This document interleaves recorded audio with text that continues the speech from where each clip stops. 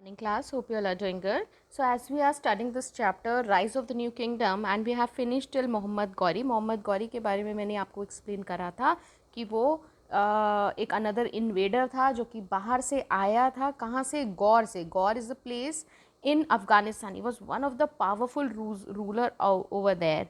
ठीक है, चलिए तो हम इसमें पढ़ेंगे अब आगे का जो टॉपिक है हमारा किंगडम ऑफ साउथ दिल्ली. चलिए सबसे पहले हम मैप देखना शुरू करते हैं. Way is the south, not south Delhi, I am so sorry, south India, मतलब नीचे वाले पार्ट के बारे में. This part we will be talking about. ठीक है. While the kingdom of north, north कहाँ? ऊपर की तरफ, बिल्कुल सबसे ऊपर. वह facing invasion from Turks and Afghans. हमने ये पढ़ चुके हैं हम लोग कि जो टर्क्स और अफगान्स थे वो नॉर्थ की तरफ से इंडिया के अंदर एंटर कर रहे थे. South India and the Deccan region, south India and the Deccan region इसको बोलते हैं बेटा नीचे. ठीक है, this is the south and the Deccan region. Were relatively at peace. यहाँ पे क्या था? यहाँ पे बहुत शांति थी. यहाँ पे अभी तक फॉरेन इन्वेडर्स का कोई प्रॉब्लम यहाँ नहीं थी. The main kingdom were the Rashtrakuta, Chalukyas, Hoysalas, Kakatiyas, Cholas, Pandyas, Chiras and Pallavas. These are the particular dynasties in south. During this period the region witnessed considerable economic and cultural progress. तो इस time पे क्या था? ये इतने सारे जो यहाँ पे अलग अलग छोटे छोटे डेनेस्टीज थे, छोटे छोटे राज्य थे, बहुत प्रॉस्पेरिटी कर रहे पर थे. मतलब बहुत इकोनॉमिकली भी स्ट्रांग हो रहे थे, कल्चरली भी स्ट्रांग थे और प्रोग्रेस ऊपर की तरफ जा रहे थे. मतलब बहुत अच्छा प्रोग्रेस कर रहे थे. The Deccan was the bridge between the north and the south. अब देखते हैं हम कि डेक्कन क्या है. क्या है डेक्कन? जो कि एक ब्रिज की तरह काम करता है नॉर्थ और साउथ के बीच में. मतलब ये जो आप लाइन देख रहे हैं, देखो, ठीक है. सो ये वाला जो रीजन जो कि आपको डेक्कन मतलब नॉर्थ इंडिया और साउथ इंडिया को जोड़ता है. मतलब नॉर्थ की तरफ जाना हो, साउथ की तरफ जाना हो तो डेक्कन को क्रॉस करते हुए हम जाएंगे. It was the region between the river Krishna and Narmada. ये कौन सा रीजन बोला जाता है? रिवर नर्मदा और कृष्णा के आसपास का जो रीजन है उसको कहा जाता है Deccan region. Just a minute. If we see in the picture, river Krishna आपको दिख रहा है, ये नर्मदा. तो ये जो इन दोनों के बीच का ये जो मार्क्ड एरिया है, दिस इज द डेक्कन. ठीक है. सो इट इज़, आप देख रहे हो एक ब्रिज की तरह है जो कि बीच में बिल्कुल साउथ और नॉर्थ के बीच में है. तो if we the south people needs to move towards north तो उनको इसको क्रॉस करके जाना. नॉर्थ से साउथ के लोग आते थे तो इसको क्रॉस करते हुए, डेक्कन को क्रॉस करते हुए यहाँ आते थे. Initially this region was under the Chalukyas of Karnataka. शुरू में क्या था? कर्नाटका के अंडर, कर्नाटका में जो चालुक्याज थे उनके अंडर था. Later the Rashtrakutas chief Dantidurga overthrew the Chalukyas by performing a ritual called Hiranyagarbha. अच्छा, ये हिरण्यगर्भा क्या है? आप लोगों ने शायद रामायण में एक स्टोरी सुनी होगी बच्चा, जिसमें क्या था, जो अश्वमेघ यज्ञ हुआ था कि जो भी उन घोड़ों को राम जी ने क्या किया था कि जिन जो भी घोड़ों को छोड़ा था, 2 घोड़ों को, और उन घोड़ों को जो भी पकड़ेगा उनके साथ में राम जी युद्ध करेंगे. ठीक है. तो इसी तरीके से एक ये भी एक स्टोरी थी हिरण्यगर्भा की. ठीक है. जिसमें क्या था? दांडी दुर्गा चालुक्यास का रूलर था. उसने क्या किया? एक रिचुअल परफॉर्म किया, हिरण्यगर्भा.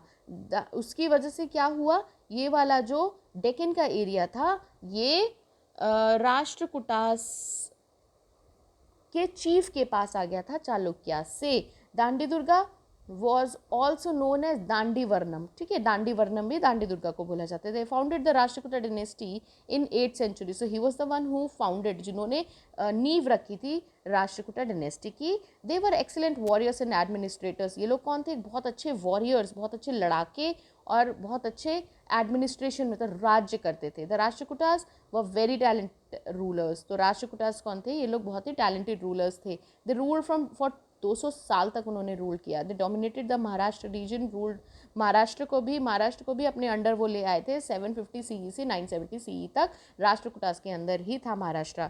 तो Rashtrakutas kingdom capital was Malkhed of मन्यखेड़ता.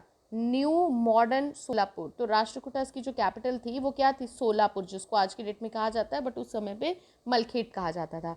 Govind three, ये कृष्णा, ये these are the rulers of Rashtrakutas. In north the Rashtrakutas fought against Gurjara Pratiharas. They also came in conflict with the Pallavas of Kanchipuram. Kanchipuram तो साउथ के ही थे, इनके साथ भी लड़ाई की। प्रतिहारास, गुर्जरा, ये लोग कौन थे? टुवर्ड्स नॉर्थ इंडिया में थे, हमने पढ़ चुके हैं इनके बारे में। इनके साथ भी राष्ट्रकूटास ने अच्छी खासी लड़ाई लड़ी। ठीक है, the Rashtrakutas were also great patrons of art. आप ये लोग क्या करते थे? आर्ट, आर्किटेक्चर, लिटरेचर, इसको भी बहुत ज़्यादा प्रोत्साहन देते थे। तो ब्यूटीफुल कैलाशा टेम्पल जो है एलोरा, जनता एलोरा का नाम सुना है, एलोरा में वी हैव कैलाशा टेम्पल, वहाँ को भी इन्हीं ने ही प्रोत्साहन दिया, इन्होंने ही बनवाया। ठीक है, उसमें क्या है? बहुत सारे एलिफेंट्स के शेप बनाए गए हैं, रॉक में नकाशी करके। एलिफेंट बोल रही हूँ, नकाशी करके रॉक केव्स बनाए गए हैं, एलिफेंटा। ठीक है, नियर मॉडर्न मुंबई। ये जनता एलोरा के बारे में आप लोगों ने सुना ही होगा, बहुत फेमस यहाँ पे आर्किटेक्चर है ये। It is a spot. ठीक है, they also, next we have was a poet in Kannada. He was a follower of Jainism, but it was all religion. During his reign, Muslim traders did business. Even the preaching of Islam was allowed. The Cholas. Next we'll talk about Cholas. Chola dynasty क्या थी? South की one of the important strong empire इन लोगों के पास, इन लोगों का था, from 800 CE से 1200 CE का। इस डेनेस्टीज के जो रूलर्स थे वो भी पावरफुल थे साउथ के। ठीक है, उन्होंने साउथ इंडिया पर 4 सेंचुरीज तक रूल किया, मतलब 400 साल। 1 century equal to 100 years. Their capital was Tanjore. Tanjore उनकी कैपिटल थी, जिसको आज बोला जाता है तेंजौर, मतलब उसका स्पेलिंग थोड़ा चेंज हो गया है, हल्का सा pronunciation. At that point of time it was Tanjore, now it is Tanjore. ठीक है, अब देखते हैं चोलास कैसे पावर में आए। कैसे आए? they were the powerful rulers with their base at यूरेवर। ठीक है, यूरेवर उनका बेस था, जिसकी जहाँ पे उनका बहुत अच्छा एडमिनिस्ट्रेशन और उनके पास पैसा उन्होंने वहाँ से लिया था, तो उसकी वजह से देवर ऑन द पीक, वो राइज कर रहे थे। तो विजयालया जो थे, जिन्होंने चोला डायनेस्टी को ही वॉज अ फाउंडर, कब किया था? 847 CE से 871 CE पर। कौन थे चोलास के ruler? Vijayalaya. He build the town of Tanjore, जो इनकी कैपिटल सिटी थी वो इन्होंने ही बसाई थी। बहुत ब्यूटीफुल टेम्पल्स यहाँ पर है, और यहाँ पर एक गॉडेस हैं जिनका नाम है निर्शुम भसुदिनी। ठीक है, Nishumbhasudini was the goddess of a temple of the Cholas. ठीक है, विजयालया ने क्या किया था? डेल्टा रीजन के, कावेरी के आसपास का जो रीजन था उसको भी उन्होंने कॉन्कर करा था, उन्होंने जीता था। तो next will talk about the Raja Chola. He was one of the prominent and important ruler. ठीक है, अब यहाँ पे हम पढ़ेंगे कि जो सबसे वहाँ के जो चोला के ग्रेटेस्ट जो चोला राजा थे, उनको नाम क्या था? राजा चोला। कब वो किंग बने? 1985 CE में। He is one of the great king, मतलब बहुत ही पावरफुल, बहुत ही अच्छे वो रूलर थे। ठीक है, एंड मिलिट्री के, अपनी खुद की मिलिट्री के कमांडर भी वो थे। He was also called Raja one, उनको राजा वन भी कहा जाता था। सॉरी, नाउ अब पहले तो राजा ही बोलते हैं, अभी राजा वन। वाई? अभी आगे पढ़ लीजिए। Raja Chola develop a big empire by following a policy of war and conquest. हम लोग ये जानते हैं, लड़ाई करो जीतो, अपने को पावरफुल तभी बनाया जाता था।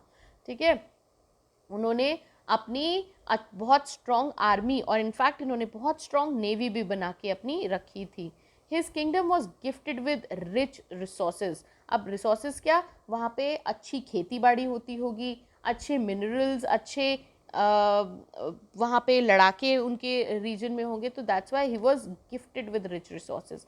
ही realise the importance of administration of the empire. उन्होंने अपने राज्य में एक अच्छा एडमिनिस्ट्रेशन कैसे बनाया जाए, एक अच्छा रूल कैसे किया जाए, ये भी He wanted to control the trade with the Arabs on the west coast. He wanted to control the trade. अब वो क्या और क्या राजा राजा चोला जो थे, राजा राजा वन जो थे, वो क्या चाहते थे कि वो अरब्स वेस्ट कोस्ट की तरफ, कहाँ होता है वेस्ट कोस्ट, टूवर्ड गुजरात, उस तरफ एरिया पे आप चले जाइए, वहाँ पे क्या है, वो वहाँ का ट्रेड को भी अपने अंडर करना चाहते थे, क्योंकि वहाँ का जो ट्रेड था वो अरब्स, फॉरेन में जो अरब्स थे उनके साथ में ट्रेड होता था। तो इसके लिए उन्होंने क्या करा, उन्होंने वहाँ के चेरा किंगडम को भी हराया एट त्रिवंतपुरम। ठीक है, next he control Malabar coast by defeating the Pandyas of Madurai. अब देखो वो किधर मूव कर रहे हैं, ही कंट्रोल चोला मंडलम कोस्ट को भी उन्होंने अपने अंडर किया था। Then he occupied north part of Sri Lanka. अब आप देख रहे हो उन्होंने श्रीलंका की तरफ, यहाँ नीचे वाले पार्ट देखो, दिस इज श्रीलंका, ये वाइट वाला नीचे दिख रहा है, यहाँ का भी उन्होंने जाकर इस एरिया को भी अपने अंडर किया था।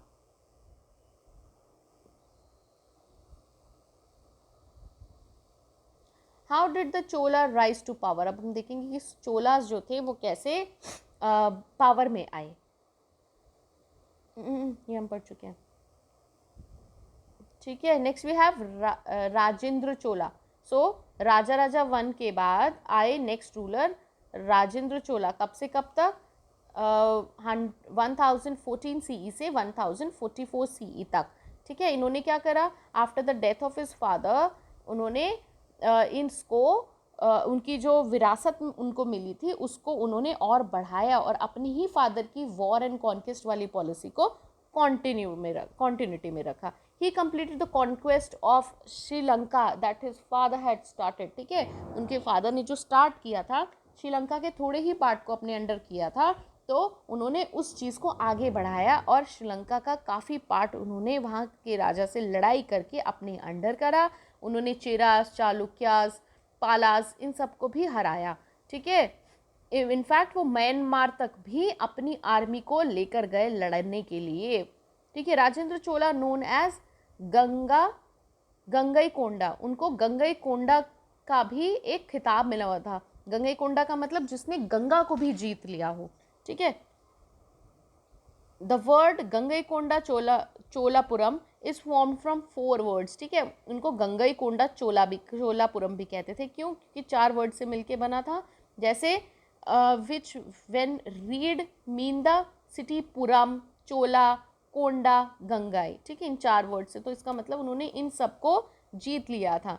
ही was one also a patron of art culture, तो उन्होंने इस चीज़ को भी काफ़ी बढ़ावा दिया था।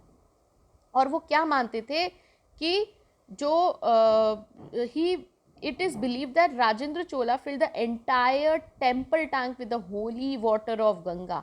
ठीक है, उन्होंने जो टेम्पल जो था वहाँ पे, उसका जो टैंक था, वाटर टैंक था, उसको गंगा के पानी से भर दिया था और वो उसको हमेशा भर कर रखना चाहते थे। Rajendra Chola build his capital near Tanjore and called it Gangaikonda Cholapuram. ठीक है, the successors of Rajendra Chola continued with military expedition against the neighboring kingdoms, but continuous war incurred huge expense in affecting the royal treasury. The Chola empire was weakened and towards the end of 13th century it is declined. अब राजेंद्र चोला के जो आगे आने वाली जो उनकी पुश्तें थी, उन्होंने भी उनकी वॉर एंड कॉन्क्वेस्ट को अपना एक कंटिन्यू रखा, बट इससे एक फ़ायदा था तो साथ में नुकसान भी था कि बहुत सारा पैसा उस लड़ाइयों में लग जाता था और आपकी जो सेना थी ना वो भी थक जाती थी। तो धीरे धीरे उनकी इसी पॉलिसी ने, जिसने उन्हें आगे बढ़ाया था, उन्होंने ही उसको वापस डिफीट भी करा और at the end of 13th century Chola kingdom जो थी ख़त्म हो गई, डिक्लाइन हो गई, हार गई। Pandyas of Madurai, Yadavas of Devagiri, Hoysalas of Halebid and Kakatiyas of Warangal establish their kingdom thereafter. ठीक है, तो चोलास के बाद ये छोटे छोटे अलग अलग डायनेस्टीज थोड़े थोड़े टाइम के लिए आते गए। Next will talk about in detail the art form of the Cholas. ठीक है, टेम्पल्स बनवाए हैं, ब्रॉन्ज इमेजेस हैं। ठीक है बेटा, ये थोड़ा सा चैप्टर रह गया है, इसको हम नेक्स्ट क्लास में कंप्लीट कर लेंगे क्योंकि थोड़ा सा स्लो जाएंगे। इट्स अ बिग चैप्टर, काफ़ी लंबा चैप्टर है, ठीक है, हम ज़्यादा इसको इम्पॉर्टेंट भी है, डिटेलिंग भी बहुत ज़्यादा है इसके अंदर। ठीक, तो अभी के लिए आज इतना ही रखते हैं। कुछ भी जो नहीं समझ में आए आप मुझसे पूछ लीजिएगा। Alright, take care, bye bye.